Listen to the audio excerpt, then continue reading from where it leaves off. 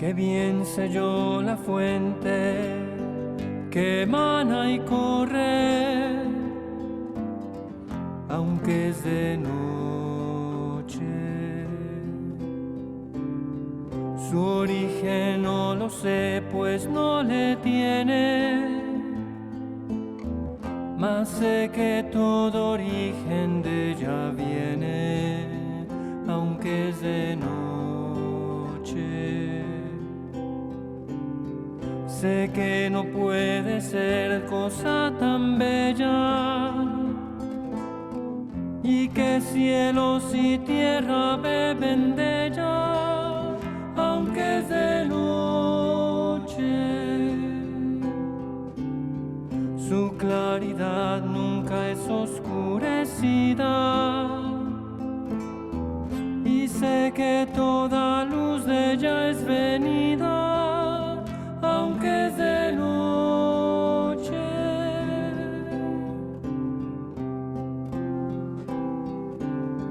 El torrente que nace. Buenas noches, queridos hermanos. Sean todos bienvenidos a esta escuela de espiritualidad y Biblia, La Fonte. Qué dicha poder compartir con ustedes este espacio al cual el Señor nos convoca, nos llama.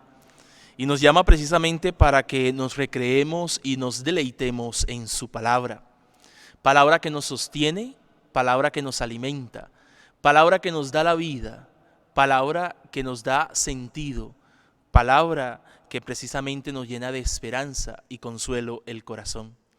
Palabra que recreó la vida de los santos del Carmelo, Teresa, Juan de la Cruz, Edith Stein, Santa Teresita del Niño Jesús, en fin, todos los santos del Carmelo, santos que durante estos encuentros que vamos a tener, también vamos a tener la oportunidad de beber, de disfrutar de la experiencia que cada uno de ellos nos comunican.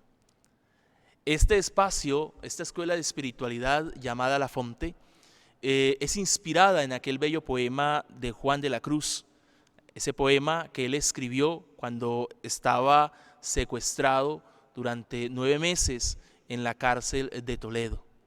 Qué bien sé yo la fonte que emana y corre, aunque es de noche. Y en este poema, el santo lo único que hace es contarnos y cantarnos, como ya les he dicho en alguna otra oportunidad, contarnos y cantarnos la sed, el ansia, el hambre, el deseo de infinito que el ser humano lleva en su corazón.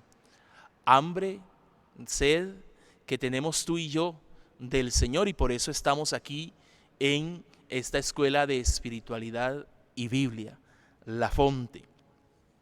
Pero bueno, mis queridos hermanos, más adelante, cuando empecemos a hablar de la espiritualidad de los santos del Carmelo, iremos también desglosando un poco sus poemas y sus escritos.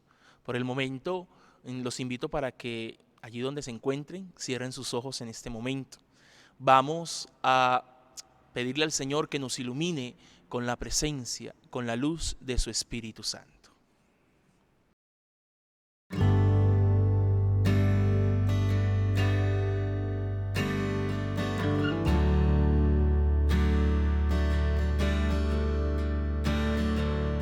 Entra, te abro mi corazón.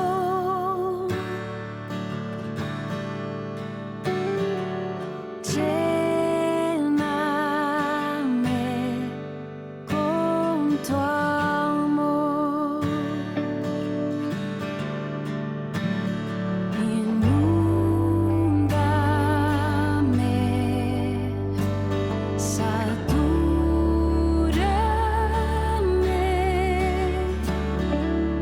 Ven, Espíritu Santo, ven. Ven, Espíritu Santo, ven. Entra, te abro mi corazón. Gracias, Señor, por tu palabra. Gracias por este espacio al cual tú hoy nos convocas, nos reúnes. Gracias por tu palabra que recrea nuestra existencia, que nos alimenta, que nos consuela, que nos fortalece. Gracias, Señor, por esta escuela de espiritualidad. Que tu palabra, Señor, permee nuestra vida. Dispón nuestro corazón para que tu palabra se haga carne en cada uno de nosotros. En el nombre del Padre, y del Hijo, y del Espíritu Santo. Amén. Los santos del Carmelo, Teresa de Jesús, Juan de la Cruz, entre otros, para narrarnos su historia, contarnos su experiencia, recurren a las metáforas. Y ellos recurren a las metáforas porque sienten que las palabras se quedan cortas para describir y comunicar lo que han vivido o lo que están viviendo. Y ya el santo San Juan de la Cruz, referente a esto, nos recordará que la experiencia siempre excede el lenguaje y que con las palabras solo podemos decir algo de la sustancia, porque en definitiva todo lo que podamos decir de Dios siempre se queda corto, porque Dios es infinito, Dios es inabarcable, Dios precisamente es mucho más de lo que nosotros podamos decir de Él. Ya el santo San Juan de la Cruz nos va a recordar en una de sus poesías esta realidad, cuando nos dice: entréme donde no supe y quedéme no sabiendo, toda ciencia trascendiendo. Yo no supe dónde entraba, pero cuando allí me vi, sin saber dónde me estaba, grandes cosas entendí. No diré lo que sentí, que me quedé no sabiendo, toda ciencia trascendiendo. De paz y de piedad era la ciencia perfecta, en profunda soledad, entendida, vía recta. Era cosa tan secreta que me quedé balbuciendo, toda ciencia trascendiendo. Y es que en definitiva, todo lo que podemos decir de Dios es poco. De Dios solo podemos balbuciar algo. Bien, los santos del Carmelo, a las metáforas que recurren para explicarnos, para darnos a conocer o compartirnos un poco su experiencia de fe, son aquellas metáforas de la vida cotidiana, esas que tú y yo utilizamos a veces sin darnos cuenta, pero que son esas metáforas que también son elocuentes y que de alguna u otra forma le sirven a los santos del Carmelo para transmitirnos su experiencia de fe. Una de las metáforas más utilizadas por ellos es precisamente la metáfora del camino o del viaje, porque precisamente la vida es eso, la vida es un camino, la vida es un viaje al cual cada uno de nosotros estamos invitados a recorrer, un viaje que siempre se nos invita a hacer. Y cuando vamos a hacer un viaje o un camino, este viaje o este camino lo podemos hacer de dos formas. Una con brújula, otra con mapa. En la escuela de Biblia y espiritualidad vamos a utilizar las dos formas de hacer ese camino. Unas veces vamos a utilizar el mapa. ¿Por qué? Porque vamos a tener la necesidad de tener algunas herramientas para poder recorrer los distintos tramos del camino. Otras veces vamos a utilizar la brújula y la vamos a utilizar para no perder de vista, para ser siempre consciente, para no olvidar que este camino que estamos haciendo juntos, este camino que vamos recorriendo, es una aventura que apenas estamos descubriendo. No todo está dicho, no todo está hecho, sino que todo está por decirse y todo está por hacerse. Por lo tanto, es un camino en el cual vamos aprendiendo. Así como la vida misma, que en cuanto viaje, en cuanto camino, siempre implica un proceso, implica una búsqueda, implica un tiempo y también un aprendizaje. Por lo tanto, queridos hermanos, iniciamos juntos, pero lo vamos a iniciar también con esta conciencia de que vamos a aprender juntos. No sabemos nada, vamos a dejar que el Señor nos vaya guiando y enseñando.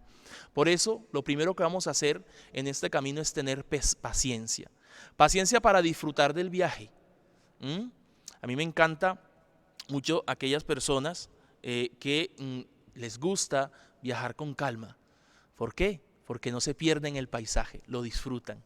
Bueno, eso lo vamos a hacer también nosotros. Vamos a disfrutar este camino que precisamente lo va marcando la palabra del Señor, esa palabra que Él nos va dirigiendo a cada uno de nosotros. Así que lo vamos a hacer paso a paso, con calma, ¿sí? Despacio, y así vamos a ir disfrutando todo este camino. Bien, por lo pronto, queridos hermanos, iniciamos entonces este camino. Esta primera etapa del camino yo la he querido denominar generalidades.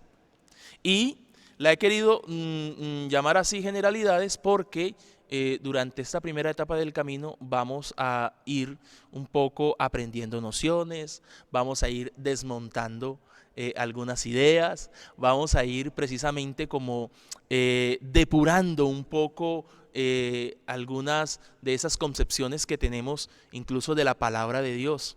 Es decir, algunas de esas ideas preconcebidas que ya tenemos y que a veces no nos permiten precisamente acercarnos de una manera de vida al texto. Así que esta primera etapa llamada generalidades, este primer tramo del camino va a consistir en eso. Por eso quizás va a ser muy poco lo que vamos a leer la Biblia. Vamos a citar uno que otro texto porque lo importante ahorita es adquirir un cierto vocabulario, adquirir unas ciertas nociones para que cuando ahora sí entremos de lleno al texto bíblico podamos degustar y saborear mejor lo que la experiencia de fe transmitida por este pueblo se nos ha querido comunicar a cada uno de nosotros. Entonces, en ese sentido también les pido paciencia.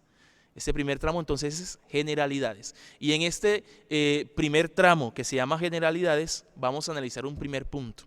Y es precisamente hablar sobre aquello que no es la Biblia. ¿Sí? Aquello que no es. Eso lo vamos a mirar hoy. Aquello que no es la Biblia. Y a partir de allí, cada uno va a poder ir examinando un poco también su mirada y su visión sobre la palabra de Dios. Empecemos entonces nuestro camino recordando que la palabra Biblia es un diminutivo de otra palabra griega llamada biblos.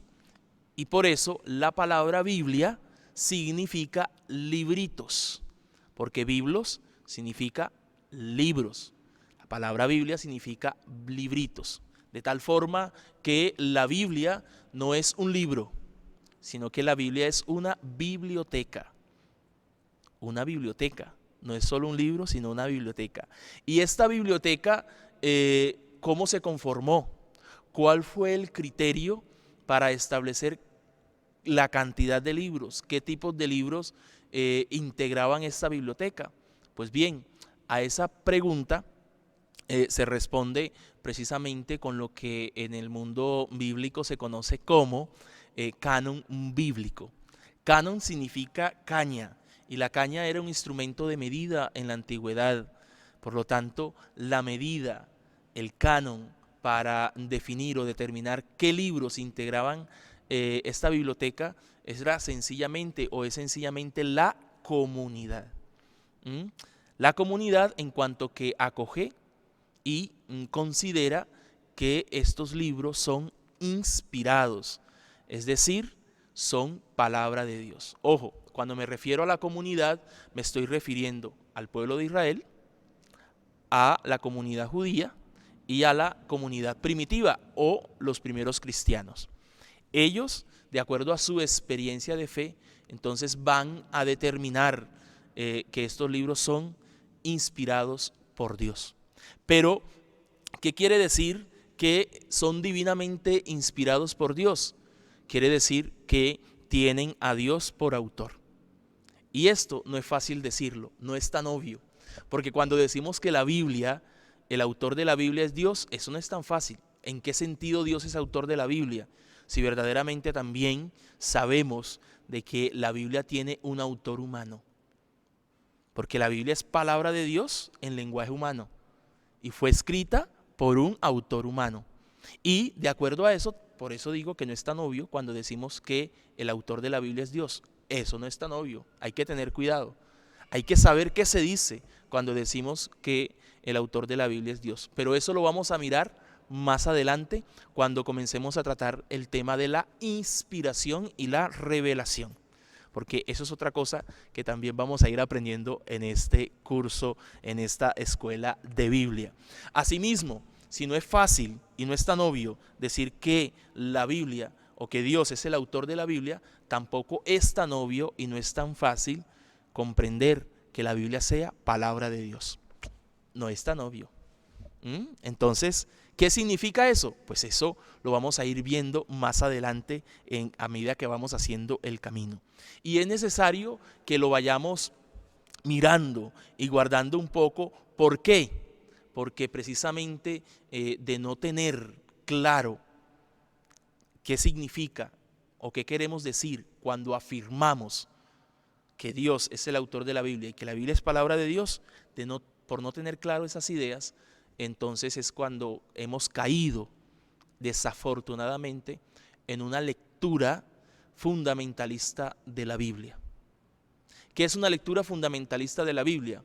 Una lectura fundamentalista de la Biblia no es una lectura literal, no, es una lectura literalista, porque la lectura literal es una lectura literaria, y en cuanto a lectura literaria, contempla todos los aspectos literarios de un texto. Entonces su autor, contempla el tiempo o la data en la cual se escribió, contempla el contexto, el género, en fin, todos los aspectos literarios de un texto.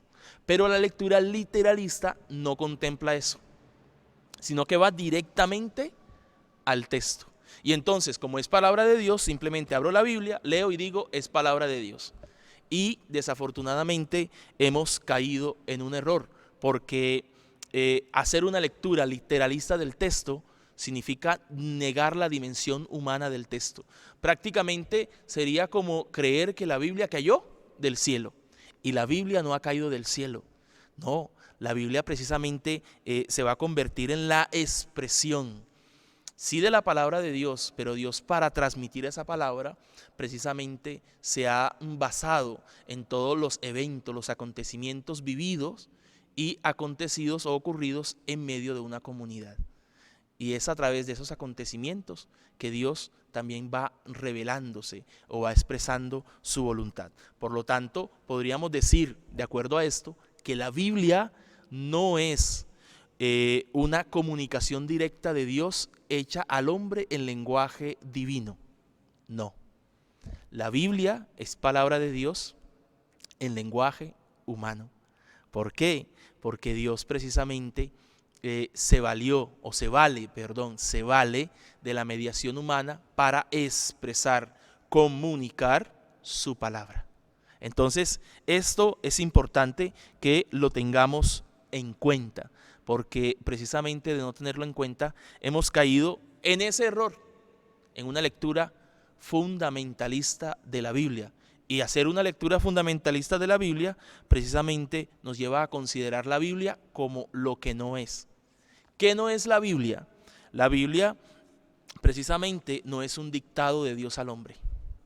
Esto es interesante y es importante que lo consideremos. ¿Por qué la Biblia no es un dictado de Dios al hombre? Hombre, porque el autor humano no es un autómata. Es decir, no es un secretario de Dios.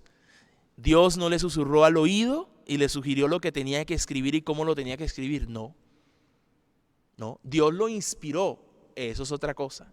Ya después vamos a ver qué es inspiración.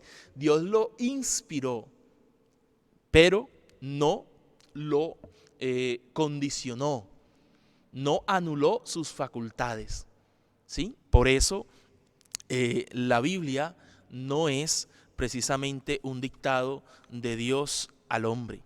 Ya la Dei Verbum, un documento del Concilio Vaticano II, nos va a recordar precisamente eso, que en la composición de los libros sagrados, Dios se valió de hombres elegidos que usaban de todas sus facultades y talentos.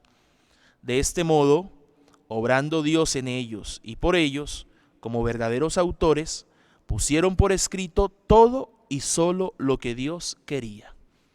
Esto es importante que lo consideremos, queridos hermanos. La Biblia no es un dictado de Dios. La Biblia es sencillamente inspirada por Dios, pero no es un dictado de Dios. ¿Qué otra cosa no es la Biblia? La Biblia no es una historiografía. Yo recuerdo que cuando estaba pequeñito, mi abuelo a las 4 de la tarde, incluso me acuerdo de la hora, porque esa era la hora preferida cuando yo estaba niño, porque a esa hora mi abuelo nos sentaba a todos y sacaba un libro grande. Y ese libro tenía imágenes muy bonitas y ese libro tenía historias que eran las historias de la Biblia. Y entonces a nosotros nos gustaba porque nuestro abuelo nos contaba esas historias. Y entonces era algo muy bello y nosotros éramos asombrados. Pues bien que nuestro abuelo utilizara pues ese libro y nos contara esas historias para transmitirnos la fe. Eso está bien, ese era su estilo, pero la Biblia no es un libro de historia. La Biblia, a pesar de tener hechos históricos, no es una crónica de sucesos maravillosos. ¿Y por qué no es una crónica de sucesos maravillosos? Hombre, porque la Biblia no pretende contarnos una historia, sino darnos a conocer la revelación de Dios y su proyecto con el ser humano. Por eso la Biblia no es un libro de historia. Y para que tengan constancia de eso, de que la Biblia no es un libro de historia, imagínense que ni siquiera los autores, por esa razón, tuvieron en cuenta de darnos con exactitud fechas o de darnos datos precisos sobre la historia, lugares, no. De hecho, si miramos el Evangelio, a Jesús lo ponen a nacer en dos partes distintas. Es más, si miramos hasta el Evangelio, los autores de los Evangelios ni siquiera se preocuparon por escribir al pie de la letra los discursos y las palabras de Jesús. Porque precisamente ellos no pretendían hacer una crónica. Ellos pretendían sencillamente dar a conocer, ¿verdad?, una experiencia de fe. Dar precisamente a conocer la revelación de Dios y el proyecto de Dios con cada uno de ellos. Entonces la Biblia tampoco es un libro de historia. No es un libro de historia. Tiene hechos históricos y se relatan hechos históricos, pero ese no es el objetivo de la Sagrada Escritura. ¿Qué más no es la Biblia? La Biblia no es un conjunto de formulaciones teológicas. Es decir, en la Biblia no vamos a encontrar definido qué es la Trinidad. No va a aparecer. Que la Trinidad es tres personas distintas, un solo Dios verdadero. Eso no lo dice la Biblia. Por eso la Biblia no es un manual de teología. No. La Biblia tiene cierta teología, pero de manera implícita, no explícita. ¿De acuerdo? Y que hay que hacer una interpretación y a través de diferentes mecanismos, entonces ya se extrae esa teología. Eso es distinto, pero la Biblia no es un manual de formulaciones teológicas. Tampoco es un conjunto de verdades científicas. Hay gente que coge la Biblia que para probar cosas. No, la Biblia no se puede coger para probar cosas. Es más, la Biblia, por ejemplo, no nos dice cómo se creó el mundo. No nos dice. La Biblia nos va a comunicar quién lo creó, sí, pero no nos va a decir cómo se hizo. Porque es que la Biblia no pretende precisamente tampoco comunicarnos verdades científicas. Asimismo, esta sí me da risa, la Biblia no es un manual sobre el futuro. Cuando empezábamos el COVID, esta pandemia, mucha gente se me acercó y me decía, padre, eso ya estaba en la Biblia. Y de hecho yo sé que tú también lo has escuchado. Y quizás también tú lo has dicho. Es que en la Biblia ya lo decía. No, vea, en la Biblia del único futuro que se habla es de Dios. De hecho, San Pablo dice que somos ciudadanos del cielo. Ese es el único futuro del cual nos habla la Biblia. Y nos dice que nuestro futuro es Dios y que nuestro origen es Dios. De eso nos habla la Biblia. No nos habla ni de catástrofes, no nos habla de nada de eso. Entonces, la Biblia tampoco es un manual para el futuro o un manual sobre el futuro. Asimismo, la Biblia tampoco es un libro de respuestas.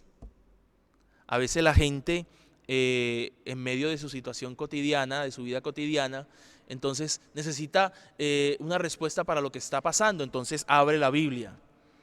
A ver qué me dice Dios en estos momentos. No, la Biblia no es un libro que te da respuestas para tu vida cotidiana. No, la Biblia lo que te dice es quién te acompaña en tu vida cotidiana, es decir, en tu diario vivir. Eso es la Biblia. Entonces, qué bueno, queridos hermanos, que tengamos en cuenta toda esta realidad, porque cada una de estas cosas que les he dicho, precisamente son expresiones de una lectura fundamentalista que hemos hecho de la Biblia. ¿Y qué es una lectura fundamentalista? Es un error de lectura, porque es una lectura mal enfocada de la Biblia. Y esa lectura muchas veces la hemos hecho cada uno de nosotros. Quiero terminar este encuentro del día de hoy leyendo el Evangelio de San Lucas. Precisamente eso que se conoce como el prólogo de San Lucas y de los Hechos de los Apóstoles, porque Lucas y los Hechos de los Apóstoles son considerados una misma obra. Y entonces el prólogo del Evangelio de Lucas, que es el capítulo 1, versículos del 1 al 4, nos dice: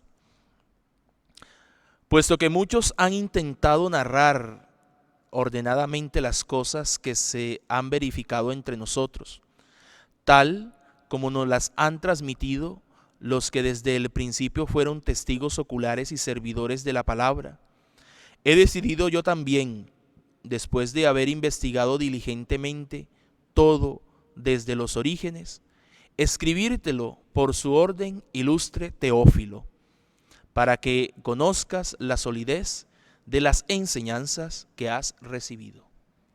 Palabra del Señor. Qué bello prólogo y qué bonito terminar nuestro encuentro con estas palabras que el Señor hoy a través de Lucas nos dirige a cada uno de nosotros. Lucas escribe toda su obra dedicada a Teófilo.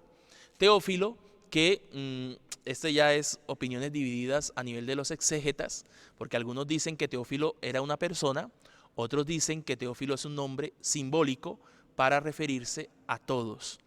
Yo, preferiblemente, en este momento quisiera que nos quedáramos con la segunda interpretación, es decir, que es un nombre simbólico.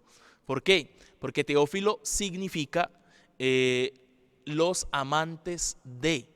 Teófilo significa amantes de Dios o amigos de Dios.